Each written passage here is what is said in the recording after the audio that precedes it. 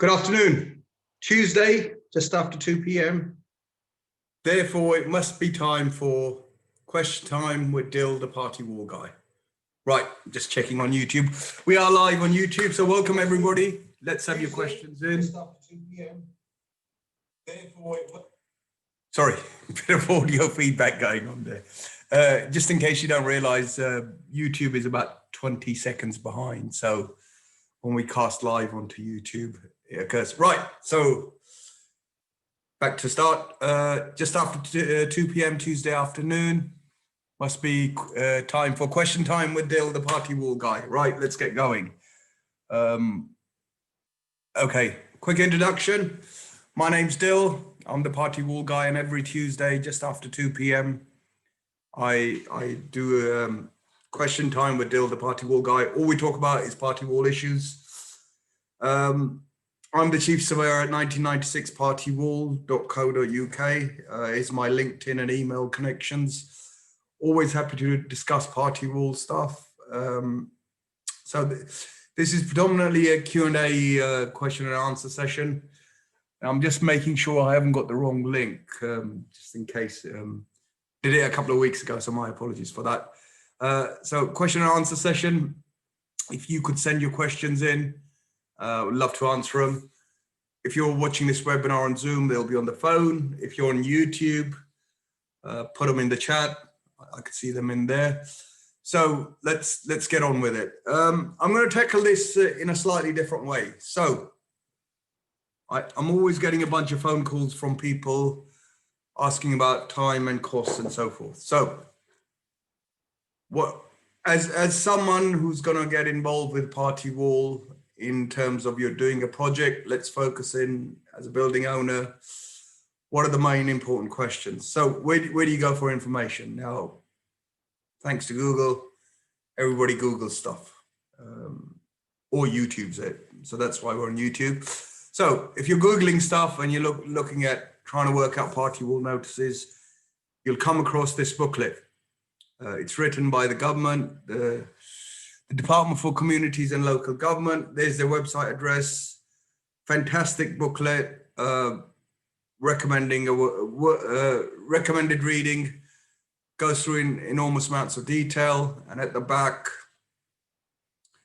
you'll see the Faculty of Party Wall Surveyors. That's the organization I belong to. It's a training organization. There's a few others. All the details are on there. There's RICS and so on and so forth.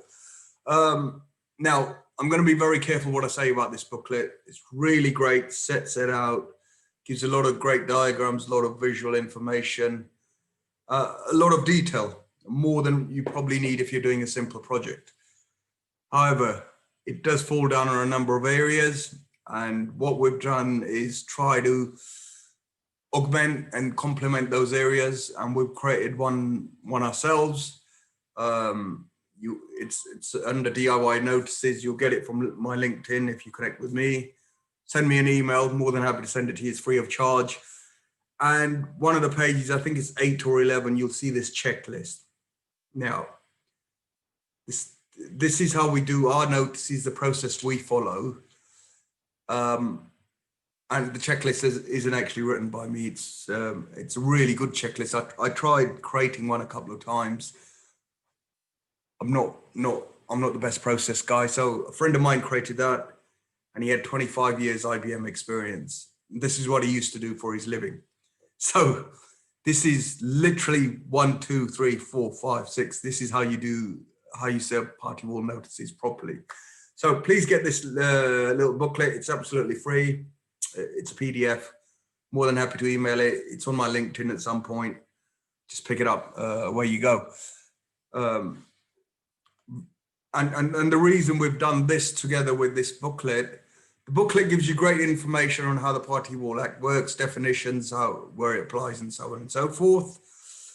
But it's weak in a couple of areas. Notices, predominantly how to serve notices. The notices themselves are quite confusing in this booklet. They need to be much more simpler. The ones that are used currently in practice by most surveyors are contained in this or version of that. And it's a simple fill it in yourself scenario. And also the other weaknesses that come across in this booklet are how you serve notices. What do you do if, 3 points that are mainly weak. The notices themselves, how you serve them, and what do you do if you don't receive a reply, stroke 10-4 process. So it doesn't go into those issues. It also misses out on third surveyor, but hopefully you won't need to get engaged with a third surveyor. It's a slightly complex subject. I'm not going to go into it now. So let's move on. The most common and difficult questions we get asked as party wall surveyors, once people discover that they may need to deal with the Party Wall Act, are the following questions. How long will it take? And what are the costs? So for any basic project management, you need to know what your timescales and costs. Simple questions, yeah. The answer in the party wall process is quite complicated, and I'm going to go through the reasons why and then explain how the answer comes out. So the party wall process starts with the building owner issuing what's called a party wall notice. It's not a party wall agreement. So a lot of the times people will say, we've sent a party wall agreement, the neighbor has not sent it back, what do we do? Not only is it wrong terminology, but it's a misunderstanding. So as a building owner, you simply issue a notice to the adjoining owners of your intention to do notifiable works under the Party Wall Act. And this starts the building owner's process. It's a two-stage process. The second stage of this process is actually determined by the adjoining owner. It's not determined by you as the parties doing the works. It's determined by the adjoining owner, i.e. probably your neighbors or the owners of your neighboring building, as to how the process moves forward. So they've got a number of responses and a number of options available to them. They can ask for a schedule of condition survey. Now, a schedule of condition is a very basic survey of their property before the works begin. And it basically entails doing a photographic survey of their property, very much like renting a car. So when you go and rent a car, they'll keep a photographic log of the car you take before you take it out, so that if you bash it up, there's no arguments. This is what it was before. This is what it is now. There's a difference. So that's the underlying theme of the schedule of condition survey. It's not to check if the adjoining owner's property is good, bad, or indifferent. It's just to record the state as it is. And it's there to protect the building owner. So the Party Wall Act has two functions, predominantly to help the building owners, believe it or not, and also make sure the adjoining owner's property is not damaged or is not damaged excessively, or if it is damaged, they're able to get it fixed without having to go to court. The whole idea behind the Party Wall Act is to keep people out of court. So the schedule of condition protects the building owner from false and malicious claims. Now, they can also ask for what can be determined as a party wall agreement. It's actually called a party wall award. That's the correct terminology for it. It's a legal document which sets out rights and responsibilities of both parties, and also things like working hours, other issues that are involved, and procedure if there's damage. So those are the basics of an award. It can get, depending on the project, it can be quite detailed or quite succinct. So depending on what's involved in the project, it's drafted to each project. So moving on slightly now, basic terms. So we talked about building owners. Who's a building owner? So the building owner is the party that wants to do the work. It could be a limited company, could be a corporate company, could be an individual, could be you as a homeowner. You know, you've got a home. Current situation, you're getting fed up with all the lockdown going on. You need some space to work. You could decide to create a loft, or you thought, well, if I create a rear extension, we'll get extra living space. I could possibly use the front room or create myself a little desk space in there, or certain cases, outhouses. So there's a lot of residential works, and the reason I'm relating this to residential works, we see it all the time. It's easier to understand, and it's not really rocket science. Everybody does it nowadays. So basically, if you're going to carry out works that are notifiable under the Act, you're a building owner. On the other side, you've got adjoining owners. Now, there's multiple classes. There's actually 4 classes of adjoining owners, and within each of those classes, you can have multiple adjoining owners that are notifiable, and it depends on a number of factors. I'm not going to go through it this week on this video. So you've got the freeholders. If your property is within a certain distance, or is going to possibly, if your works are going to possibly affect the property next door, the freeholders are notifiable. Obviously, there's only one freeholder per building. Also, leaseholders are notifiable. Now, point to watch out for here is it's leaseholders of more than 1 year. So it's not short hold tenants, and it's not the guys that are in there as a holiday let. What do they call that? Airbnb. So it's the leaseholders of more than 1 year. Now, here's a point. Some of the leaseholders do get missed out here. Under Land Registry Act, you're not required to register leases of less than 7 years. And this is where a large chunk of tenants can get missed out. If you're a leaseholder, and this especially applies to commercial properties, leaseholders between 1 and 7 years aren't registered on the Land Registry. This is where all the party wall surveyors get their information of who's the adjoining owner next door. And these are the parties that get missed out. So potentially you could be missing an adjoining owner out, depending on how the property is configured and who's next door.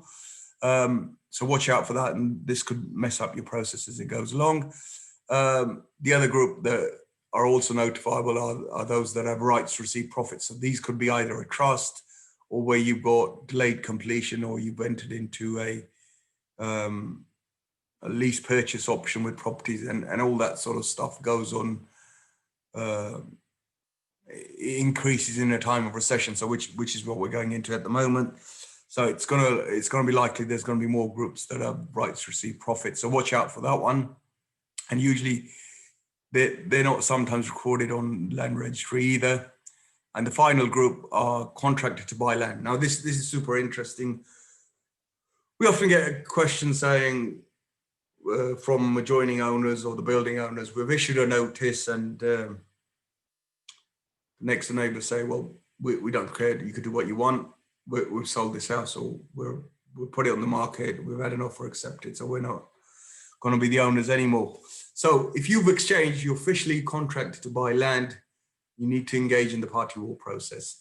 And ideally, from our experience, as soon as we discover there's potential of a sale or that it's being sold, we always engage with the potential adjoining owners as soon as we can. So that's always useful.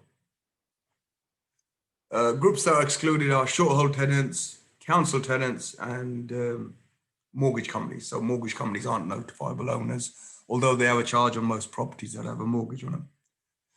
So moving on, quick overview of the process, and this is for each and every adjoining owner.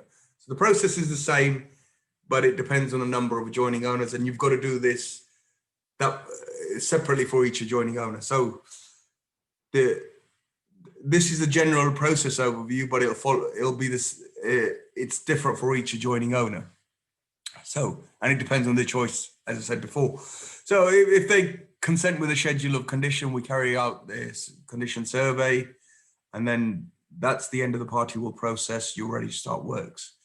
Now, on another adjoining owner, or the same adjoining owner could choose a different option, and that's they can dissent to the party wall notice, in which case they can either have an agreed surveyor, so the one surveyor can act for both sides, or they can appoint their own surveyor, in which case you've got 2 surveyors. And there's another complexity here, which is another lot of stuff. It's another 30 or 40 steps that could end up going there, but I'm not going to go through that now. But an overview, high-level view is very similar outcomes, especially in residential works. where there's a schedule of condition and a party wall award, and then you're ready to start works once those are completed. Now, the fourth thing that can happen, and it's actually a derivative of one of these in a sense, the neighbors can fail to reply. So if the neighbors fail to reply, you can't go and carry on with your works. You're not allowed to start works. What you then have to do is send a letter of a 10-4 letter, which is saying you're in dissent. Here's a reminder letter. You could still have an agreed surveyor. You could still ask for a schedule of condition, or you could still appoint your own surveyor. So all of these three still apply at this moment. Sorry, just prior. Mark that up a bit.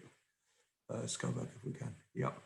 So at this point, all of these three can apply. So you can have a consent with a schedule of condition, you can have an agreed surveyor, or you could choose your own, and you still have to do that.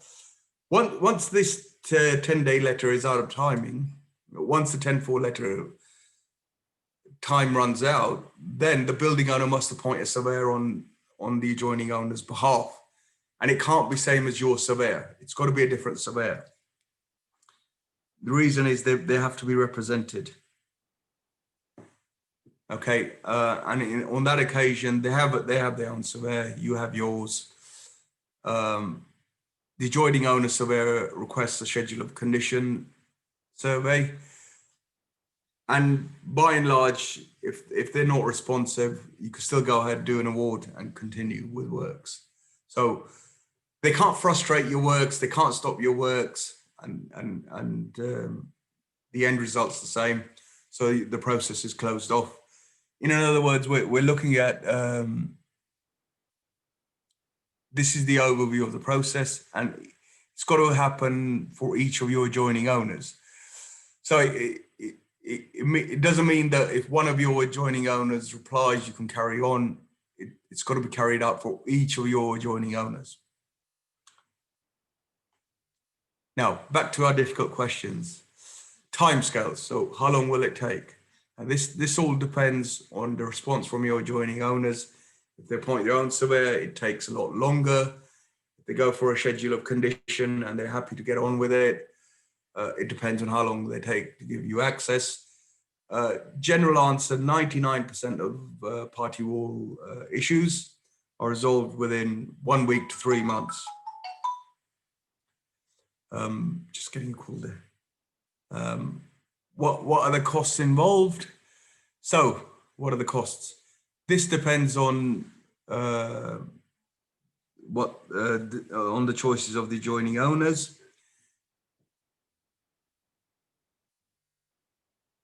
Yeah, sorry, I've just realized why we've got a call coming in. This depends on the costs of the adjoining owners, and sorry, the costs for your surveyor can be negotiated. You can have a fixed fee. That's fine. Most surveyors do that. But what we can't control is the cost of the adjoining owner surveyors, and that depends on the reply from your adjoining owner surveyors. So again, it's all dependent upon your neighbor's response. The third question that nobody actually asks and that should be asked, and that building owners need to understand, is how are the notices served? So, and this is where I go back to the government booklet. They talk about hand delivering them, putting them in your letterbox of your neighbor. They actually don't talk about putting a copy in the post and doing a certificate of posting, because that's the process that's recommended, and that's how you prove that you've served a notice, because it then leads on to the next stage, which is the 10-4 appointment, and that's the question if your neighbors don't reply.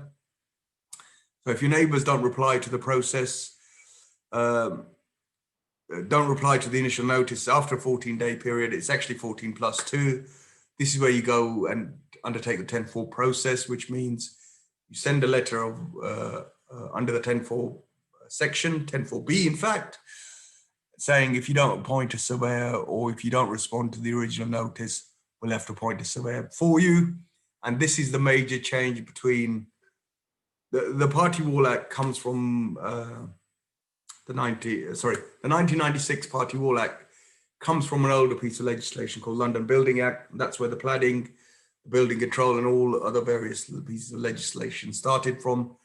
And in the London Building Act 1939, the rules were different in that if you sent a notice, you could proceed if you got no reply.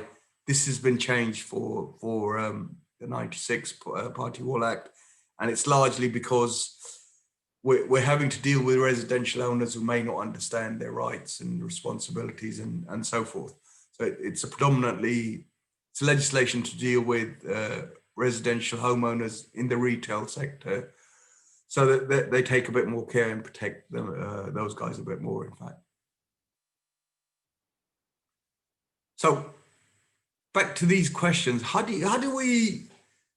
what's our approach for getting a better outcome for timescales and costs?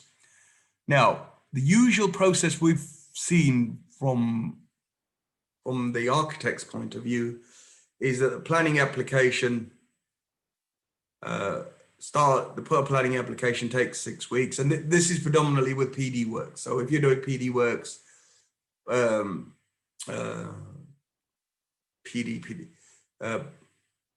development, sorry, the phrase escapes me, I was going to explain it. It works under permitted development, PD. Yeah, that's the usual summary. So if you're doing PD works, usually they'll put the application in, takes 8 weeks, and then once the application runs its course, they get a certificate of lawfulness, they'll start the party wall process. Now, that's the standard approach, and this is actually in fact wrong in terms of the party wall process. It's fine for planning stuff, but the interaction is wrong here, and let me explain why. How do we improve this process? If it's under PD, as soon as you get a first draft, you get an outline of your loft conversion, your rear extension, and so forth. You should actually start the party wall process at this point. And then once you finalize your drawings, then start the PD planning process. Now, two benefits. First of all, your party wall process runs, and in the case of lofts, you'll get to your 2-month period. Rear extension 1 month period, and more importantly, I mentioned 3 months. So once you start this process running, you can start dealing with it, waiting for PD to come through, waiting for the council to say, okay, you can start. Don't forget, this is an 8-week process. This for a loft could be a 2-month notice period, so it's roughly equivalent. The major win that you're trying to avoid here, the major point you're trying to score here with your neighbors is that you're trying to talk to them first before they start receiving marketing letters. So back to this diagram, as soon as planning process goes in, at that point, within a week, they're going to start getting letters from other surveying companies who are marketing their services. Now, these guys, some of them are okay, a lot of them are quite scary, and they're scaring your neighbors. And a lot of the time, we hear people who've known their neighbors, they've lived there for years, get on really well with them, and they're saying to them, no, it'll be all right. They won't object. They know we're doing this. And suddenly these letters start dropping through. And usually inadvertently, and sometimes without realizing, the neighbors will sign away and say, okay, carry on. And they end up appointing these surveyors. So the way around it, or increasing your chances of getting a positive result in terms of time and costs, is actually to send them a notice before and do it in writing, and do it with a certificate of posting. Keep that, start running the 10-4 process along in parallel. And then this creates trust and makes your neighbor more amenable. Even if they do get the letters, they know they're going to get those. You've spoken to them, you've given them a notice. Yours is first through the door, and they're going to say, well, okay, I know that I'm going to be getting these. I'm going to ignore those. I'm going to listen to my neighbor and potentially appoint their surveyor. So that all we're doing is moving the needle in your favor. It's probably better this way, actually. All we're doing is moving a needle in your favor, so you get either an agreed surveyor or a schedule of condition, which are the positive outcomes. Let's move on a little bit. So what sort of works need party wall notices? Now, these are the most common works. You've got your rare extension. I'll put the notice numbers in there. We're eventually going to explain these. You've got loft conversion, so that those are notifiable under section 2.3. You've got removal of chimneys, and this is the one that everybody misses. It's potentially the second most risky in terms of causing damage, and this is the one people should watch out for. Also, you've got basements, and they're the most risky, and everybody realizes once you get basements going, you've got to do party wall notices, and very occasionally you can get porches. There's also another one on the list, which is outbuildings, but I'm going to do a separate video on that. So these are the most common ones. I'm going to go through them in a separate video. Okay, and this is a process for non-response. I'm going to go through this very, very quickly, but I might have to do this on a separate starting point. So if you send a notice out, it's usually if you look at the notice templates, they'll say 14 days. It's in fact 14 plus 2, because that 2 is to allow for certificate of posting height for it to reach there. That's 16 days. Once those 16 days pass, you then send a 10-4 letter, and that's at 10 plus 2 days, which gives you 12-day notice period. And at that point, you're at 28 days in total. Once the 10-4 letter runs its course, you should then appoint a surveyor on their behalf. And once you appoint the surveyor, they should write to the adjoining owner saying, we'd like a schedule of condition survey. There's no set deadline, but usually we give between 5 and 10 days. And if we haven't had a response, they haven't replied, you need to go and carry out an award, which you post to them, and within 5 days.